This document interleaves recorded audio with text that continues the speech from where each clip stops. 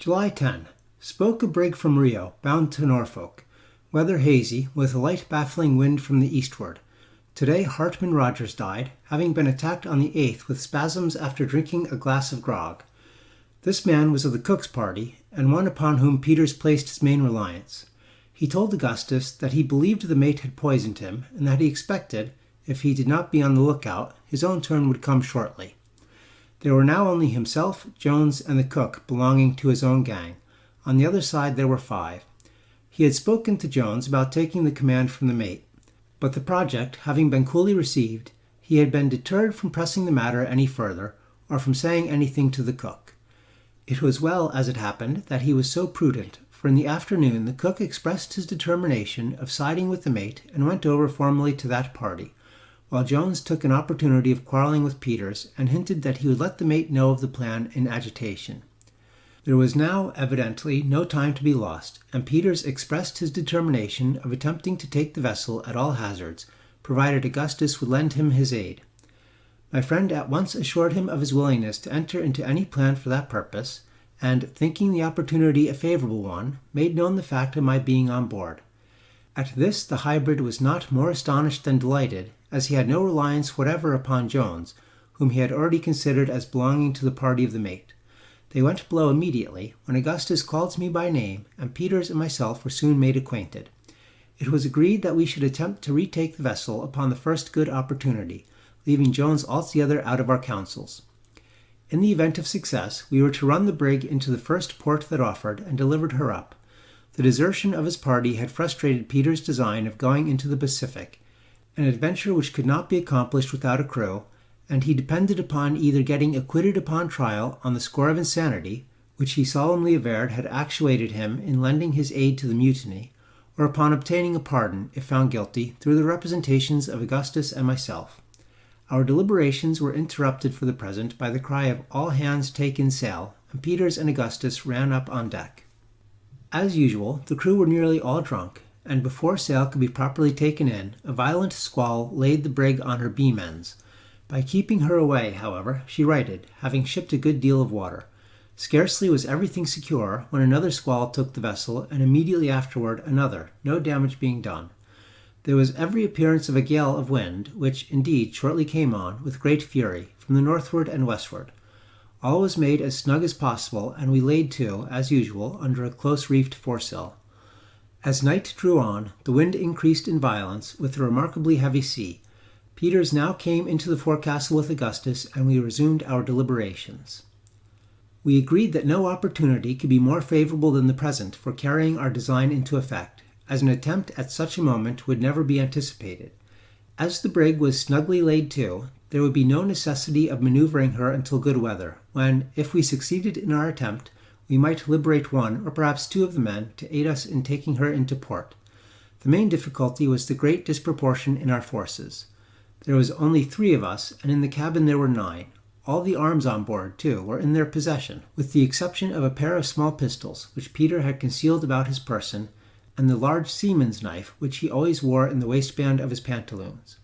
From certain indications, too, such, for example, as there being no such thing as an axe or a handspike lying in their customary places, we began to fear that the mate had his suspicions, at least in regard to Peters, and that he would let slip no opportunity of getting rid of him. It was clear, indeed, that what we should determine to do could not be done too soon. Still the odds were too much against us to allow of our proceeding without the greatest caution. Peters proposed that he should go up on deck and enter into conversation with the watch, Allan, when he would be able to throw him into the sea without trouble, and without making any disturbance, by seizing a good opportunity. That Augustus and myself should then come up and endeavour to provide ourselves with some kind of weapons from the deck, and that we should then make a rush together, and secure the companionway before any opposition could be offered. I objected to this, because I could not believe that the mate, who was a cunning fellow in all matters which did not affect his superstitious prejudices, would suffer himself to be so easily entrapped. The very fact of there being a watch on deck at all was sufficient proof that he was upon the alert, it not being usual, except in vessels where discipline is most rigidly enforced, to station a watch on deck when a vessel is lying to in a gale of wind. As I addressed myself principally, if not altogether, to persons who have never been to sea, it may be as well to state the exact condition of a vessel under such circumstances. Lying to, or in sea parlance, laying to, is a measure resorted to for various purposes and effected in various manners. In moderate weather, it is frequently done with the view of merely bringing the vessel to a standstill, to wait for another vessel, or any similar object. If the vessel which lies to is under full sail, the maneuver is usually accomplished by throwing round some portion of her sails so as to let the wind take them aback when she becomes stationary. But we are now speaking of laying to in a gale of wind. This is done when the wind is ahead, and too violent to admit of carrying sail without danger of capsizing, and sometimes even when the wind is fair, but the sea too heavy for the vessel to be put before it. If a vessel be suffered to scud before the wind in a very heavy sea, much damage is usually done to her by the shipping of water over her stern, and sometimes by the violent plunges she makes forward. This maneuver, then, is seldom resorted to in such case, unless through necessity. When the vessel is in leaky condition, she is often put before the wind, even in the heaviest seas, for when lying to, her seams are sure to be greatly opened by her violent straining, and it is not so much the case when scudding. Often, too, it becomes necessary to scud a vessel, either when the blast is so exceedingly furious as to tear in pieces the sail which is employed with the view of bringing her head to the wind, or when, through the false modeling of the frame or other causes, this main object cannot be effected. Vessels in a gale of wind are laid to in different manners according to their peculiar construction. Some lie to best under a foresail, and this, I believe, is the sail most usually employed. Large square-rigged vessels have sails for the express purpose, called storm staysails, but the jib is occasionally employed by itself. Sometimes the jib and foresail or a double-reefed foresail, and not unfrequently the aftersails, are made use of. Foretopsails are very often found to answer the purpose better than any other species of sail. The grampus was generally laid to under a close-reefed foresail. When a vessel is to be laid to, her head is brought up to the wind just so nearly as to fill the sail under which she lies, when hauled flat aft, that is, when brought diagonally across the vessel. This being done, the bows point within a few degrees of the direction from which the wind issues, and the windward bow, of course, receives the shock of the waves.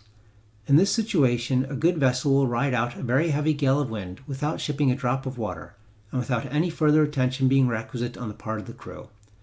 The helm is usually lashed down, but this is altogether unnecessary, except on account of the noise it makes when loose, for the rudder has no effect upon the vessel when lying to.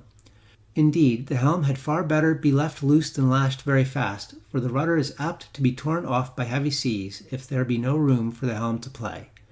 As long as the sail holds, a well-modelled vessel will maintain her situation and ride every sea as if instinct with life and reason. If the violence of the wind, however, should tear the sail into pieces, a feat which it requires a perfect hurricane to accomplish under ordinary circumstances, there is then imminent danger. The vessel falls off from the wind, and, coming broadside to the sea, is completely at its mercy. The only resource in this case is to put her quickly before the wind, letting her scud until some other sail can be set. Some vessels will lie to under no sail whatever, but such are not to be trusted at sea. But to return from this digression, it had never been customary with the mate to have any watch on deck when lying to in a gale of wind, and the fact that he had one now, coupled with the circumstances of the missing axes and handspikes, fully convinced us that the crew were too well on the watch to be taken by surprise in the manner Peters had suggested. Something, however, was to be done, and that with as little delay as practicable, for there could be no doubt that a suspicion having been once entertained against Peters, he would be sacrificed upon the earliest occasion, and one would certainly be either found or made upon the breaking of the gale. Augustus now suggested that if Peters could contrive to remove, under any pretext, the piece of chain cable which lay over the trap in the stateroom, we might possibly be able to come upon them unawares by means of the hold, but a little reflection convinced us that the vessel rolled and pitched too violently for any attempt of that nature.